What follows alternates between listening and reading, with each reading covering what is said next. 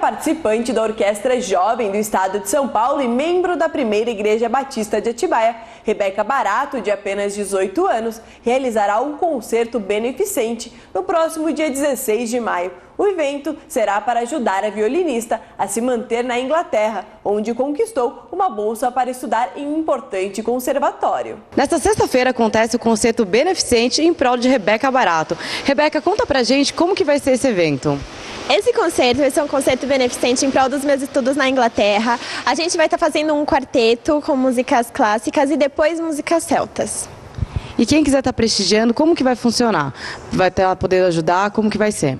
Sim, um concerto é gratuito. Como é um concerto beneficente, as pessoas ajudam quem quer, né? Então, se alguém sentir vontade de me ajudar no final, é só falar com as pessoas que vão estar indicadas. Rebeca, lembrando o pessoal então que tiver interesse de vir, deixa o horário, a data, o local, tudo certinho. Então, gente, o concerto vai ser no dia 16 de maio, aqui na Primeira Igreja Batista de Atibaia, às 20 horas. Estão todos convidados, vai ser lindo. E agora é hora de conferir como deve ficar o tempo na nossa região nesta sexta-feira.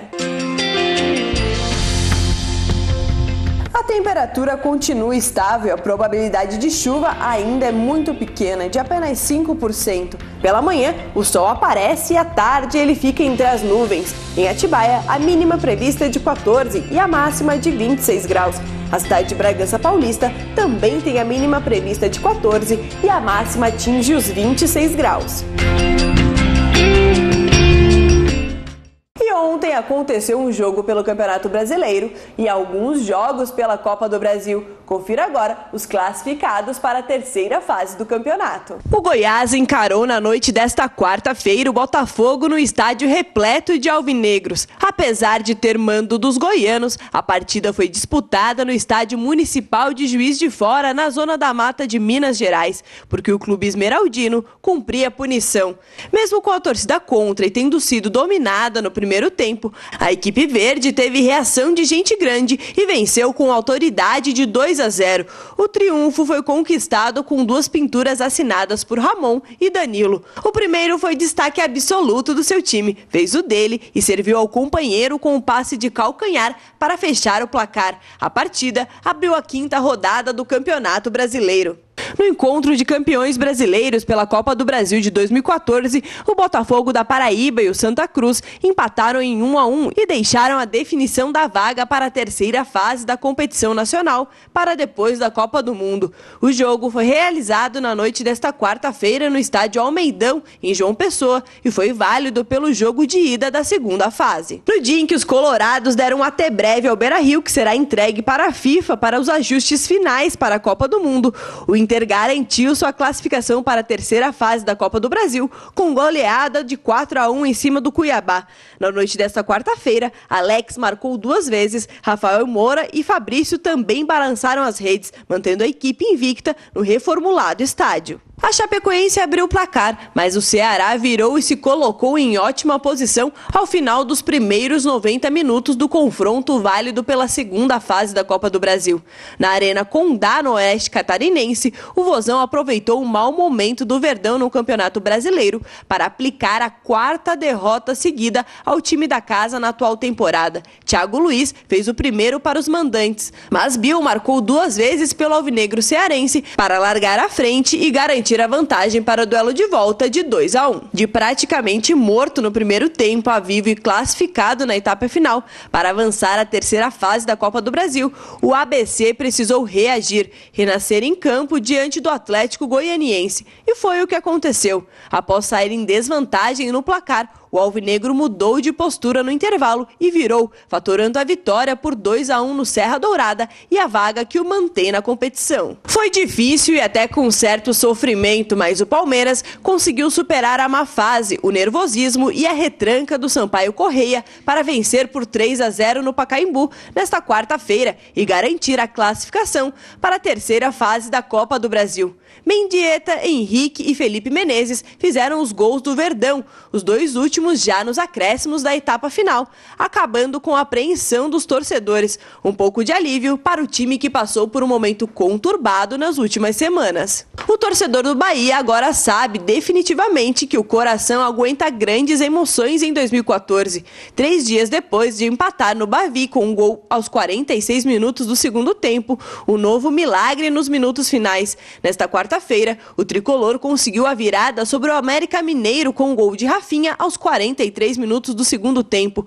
Obina para o Coelho e Branquinho para o Esquadrão já tinham marcado antes. Uma vitória com a antiga mística da estrela tricolor, Bahia 2 e América Mineiro 1. E nesta quinta-feira temos mais 2 jogos. Paysandu enfrenta o Sport e o Santos pega o Princesa de Solimões.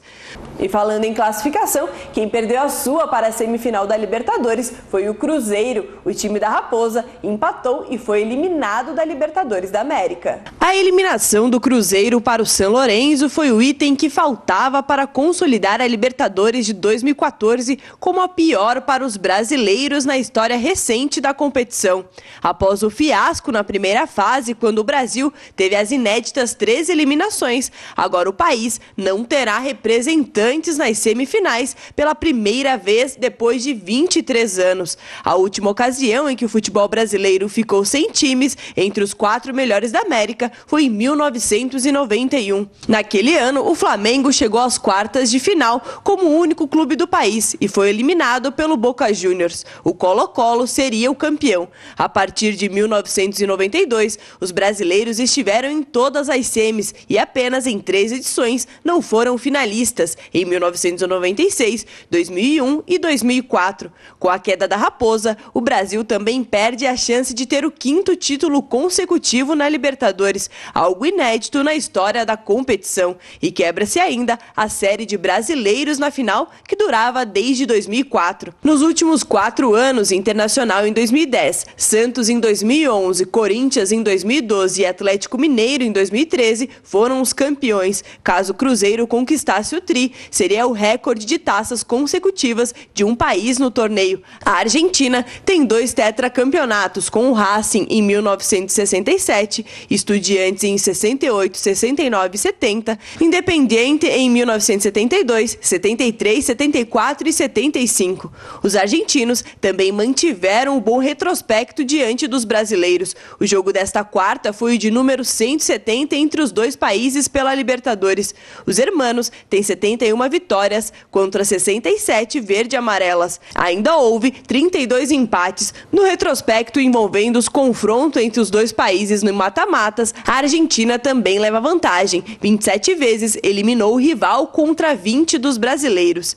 O São Lourenço terá a chance de aumentar o número de títulos da Argentina, que é de 22. O Brasil vem em seguida com o número de conquistas com 18, depois o Uruguai com 8, o Paraguai com 3, a Colômbia com 2 e o Equador e o Chile com 1. E hoje, no quadro sobre a cidade sede da Copa do Mundo no Brasil, nós desembarcamos em Recife e você confere agora tudo sobre a infraestrutura da cidade e o estádio que receberá 5 jogos do Mundial. Capital de Pernambuco, Recife é o centro da 4ª maior área urbana do país. Com população de 3,7 milhões de pessoas, a metrópole compreende Olinda e outros 13 municípios. Em função da sua importância econômica para a região, a cidade é considerada a capital do Nordeste.